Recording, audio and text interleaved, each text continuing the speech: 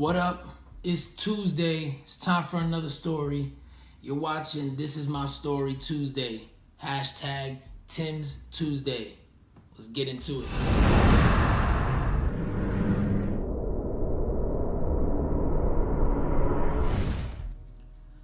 So let's start off the show. First episode of Tim's Tuesday. This is my story Tuesday. And I want to start off the show, this episode, with talking about why exactly I chose to start this series and what this series is going to be all about and how I'm hoping it's going to evolve over the course of this series. So the concept for this series is pretty simple. It's an opportunity for people to share their story. And I'm not talking about millionaires, billionaires, people who are what society would deem successful. I'm talking about everyday people as well as people who are successful in their field, and I'm planning to interview people and bring people on the show that just bring value to the show and also to bring value into your life. I'm hoping to bring people that have various stories from all occupations, all levels of experience, and the hope is that through sharing their story, they're going to impact somebody's life. Through sharing their story, someone's going to hear something that resonates with them and allows them to further their career, further their goals, maybe set their goals to new heights. You know, sometimes we set our goals lower than we think we could achieve just so that we know we're going to hit them. After we hear stories of other people who have succeeded and done those things that we want to do, we start to realize that it's possible. We start to realize this is something I could really do. So that's part of my hope for this show, is to get people on the show sharing their story so that you, the viewer, you people out there that are sharing this video might know somebody going through a similar situation, might know somebody who is dealing with something that you might hear in one of the stories that are shared on the show, and realize that this is something that could help me, or this is something that could help somebody else. And it actually does that, and you actually allow the information to make a positive change in your life. And one of the biggest things that I'll touch on really quickly is that in my personal experience, I found that hearing other people's stories, hearing other people that have been through what I've been through and what they did to get past the difficulties or the troubles in their life, I found that it helps me realize things that I could be doing better, things that I should be doing to progress, and things that I haven't been doing enough of. Sometimes even things that I'm doing wrong and that I should stop doing completely. I'm the type of person that I want to learn from other people's mistakes. So whenever I hear somebody share their story, I take that in, I figure out ways to adjust it and make it so that I don't make those same mistakes and apply it to my life. So that's part of the goal too with this show, is maybe you'll learn something from someone else's mistake. You'll see the things that other people are doing that you are doing or could be doing differently, and you'll be able to implement that into your life. The way I plan to format this show is going to be an interview setting. My hope down the road is that I'll be able to have the guests planned in advance and be able to share with you the type of guests that we will have on the show. And that way you could submit your questions so that when I have them on the show, I can ask them in advance so that we're asking the questions that you would like to hear answers to. But in the meantime, and what the way the show is going to start off is I'm going to have 5 questions that every guest is going to answer. All right, so question 1. What is your why? Why do you get up every day and put your best foot forward? That's question 1. Number 2. What has been your biggest difficulty in your life? What would you say helped you get through it? So far with these 2 questions, I think that there's insight to, again, no matter who's on the show, what type of background they have, whatever it is that they've been through, there's something that could be learned with just the first 2 questions alone. And that's why I picked these questions. All the questions are designed to extract information from the person's story and from their experiences that could help someone else. So question 3, up to this point, what has been your biggest achievement in any area of your life? Number 4, name one person you couldn't imagine your story without. So question 4, name one person you couldn't imagine your story without. This question is actually directed really to what I feel is most important in success is support. And in asking this question, I'm hoping to show people how important it is to have someone be a part of your success and be a part of your story. And not only you include them, but that person feel like they want to be included in the story. But support is very big to me in success, so that's why I included that question. So the last question of the 5 questions that will be asked to every guest on the show is this one. If you could go back and talk to yourself 10 years ago with everything you know today, what would you say?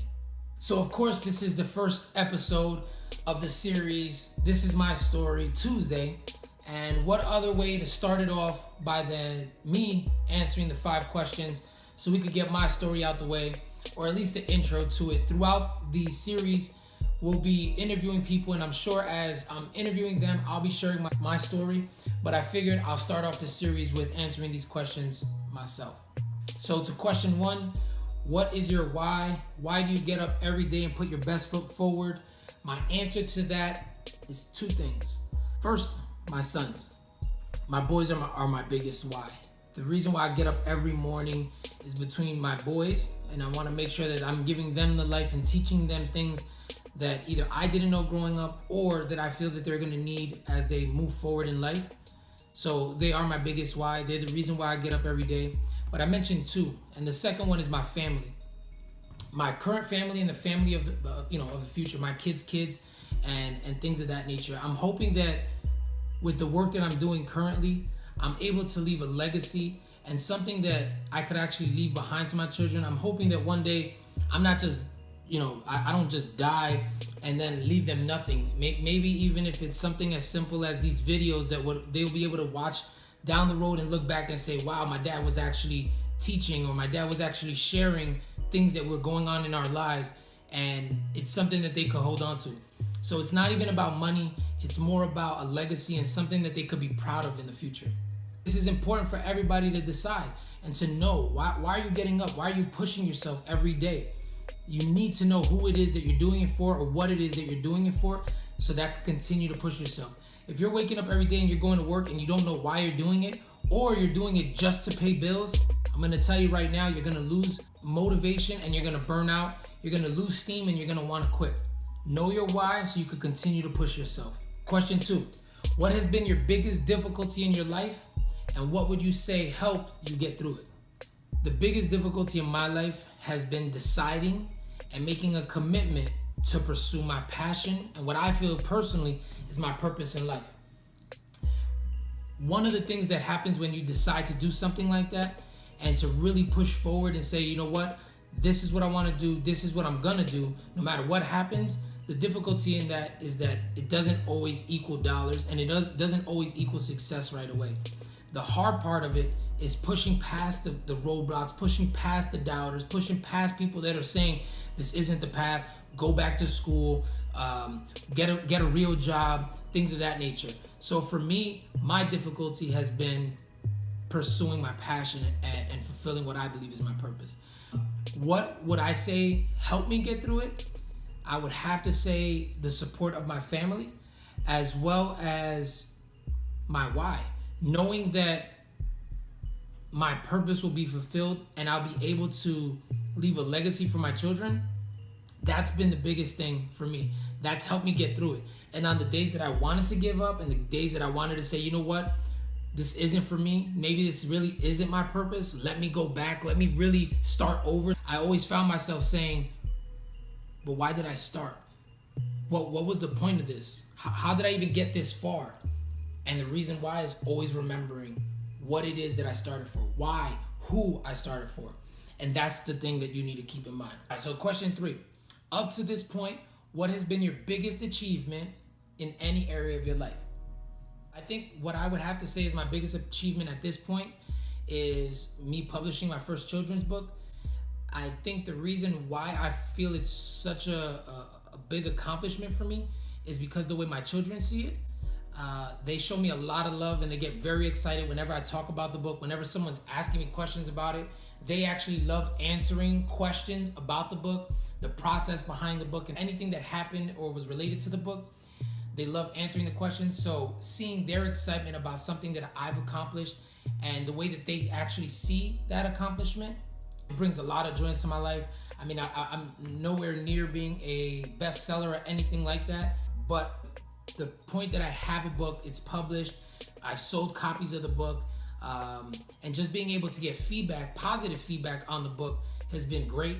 So I feel like that at this point in my life, that has been my greatest achievement.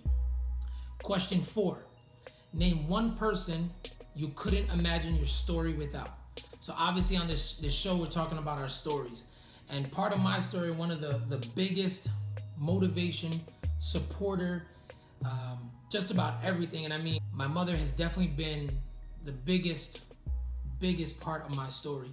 And I couldn't imagine my story without her. And I guess you could say that's obvious because she gave birth to me, but it's so much bigger than that. My mother has been my support when I was down, and somehow she knows what to say. She knows what to do when even before sometimes I realize I'm feeling down.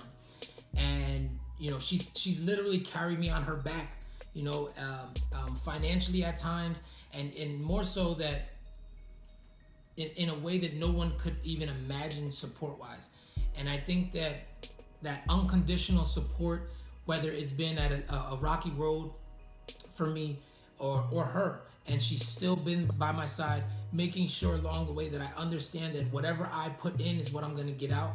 So I guess I'll take a second to thank her right now. Mom, thank you so much for your support, but I couldn't imagine my story without you.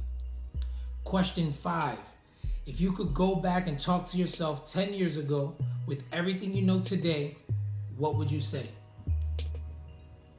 If I could go back 10 years ago, right now I'm 31, so 10 years ago I would have been 21. I would have told myself to start thinking about, what am I passionate about? What is my passion, and what is something that I would love to do for the rest of my life? It wasn't until I was 27 that I really started to pursue what I'm doing today, and helping others and sharing the information that I have, and being more attentive to my personal growth and self-development so that I could help other people do that. I think back then, when I was 21, I would have focused a lot more on my personal development, and instead of just what I was doing then was probably trying to enjoy life.